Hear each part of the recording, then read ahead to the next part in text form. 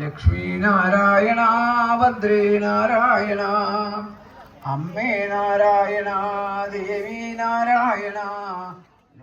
ഞായറാഴ്ച പുലർച്ചെ 5:30 നടത്തുറക്കലോടെയാണ് ആഘോഷങ്ങൾക്ക് തുടക്കമായത്. തുടർന്ന് അഭിഷേകവും മലർ നിർവേദ്യവും നടന്നു. രാവിലെ 6 മണിക്ക് തന്ത്രി കാലടി പടിഞ്ഞാറേടത്ത് മനക്കൽ ശങ്കരനുണ്ണി നമ്പൂതിരിപ്പാടിന്റെ മുഖ്യ കാർമ്മികത്വത്തിൽ മഹാഗണപതി ഹോമം നടന്നു. രാവിലെ 7 മണിയോടെ കലശപൂജകളും 8 മണിക്ക് മഹാദേവൻ, മഹാവിഷ്ണു, ഭഗവതി എന്നിവർക്ക് പഞ്ചഗവ്യാഭിഷേകവും നാവാകാഭിഷേകവും ഉഷപൂജയും നടന്നു. പ്രതിഷ്ഠാദിനത്തിലെ പ്രധാന ചടങ്ങായ പൊങ്കാല സമർപ്പണം രാവിലെ 9 മണിക്ക് ആരംഭിച്ചു. ക്ഷേത്രം മേൽശാന്തി ഉണ്ണികൃഷ്ണൻ എമ്പ്രാന്തിരി ദീപം പകർന്നു. പൊങ്കാലാചാര്യൻ VM നാരായണനുണ്ണിയുടെ നേതൃത്വത്തിൽ നടന്ന പൊങ്കാലയിൽ 100 കണക്കിന് ഭക്തരാണ് പങ്കെടുത്തത്. 10:30 നിവേദ്യ സമർപ്പണം നടന്നു. തുടർന്ന് 11:30 പ്രസാദഊട്ടും നടന്നു. പ്രതിഷ്ഠാദിനത്തോടനുബന്ധിച്ച് മഹാഗണപതി ഹോമം, ബ്രഹ്മകലശം, പരികലശം, ഭഗവത് സേവ, ക്ഷേത്ര കലവറ നിറയ്ക്കൽ തുടങ്ങിയ വിശേഷാൽ വഴിപാടുകൾക്കും ക്ഷേത്രത്തിൽ വിപുലമായ സൗകര്യങ്ങൾ ഒരുക്കിയിരുന്നു. വലിയൊരു ഭക്തജന പങ്കാളിത്തത്തോടെയാണ്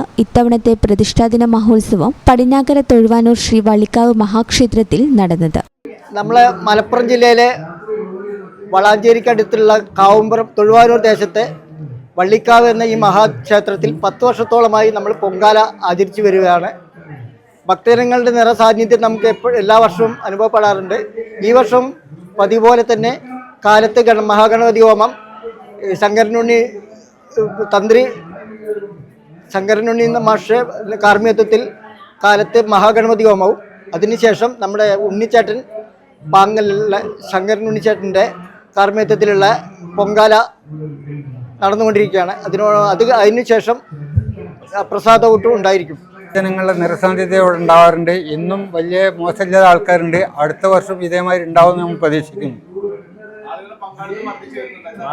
പങ്കാളിത്തം വർദ്ധിച്ചു വരുന്നുണ്ട്. ഇനിയും കൂടുമെന്നാണ് നമ്മൾ പ്രതീക്ഷിക്കുന്നത് അടുത്ത വർഷമൊക്കെ ആയിട്ട്.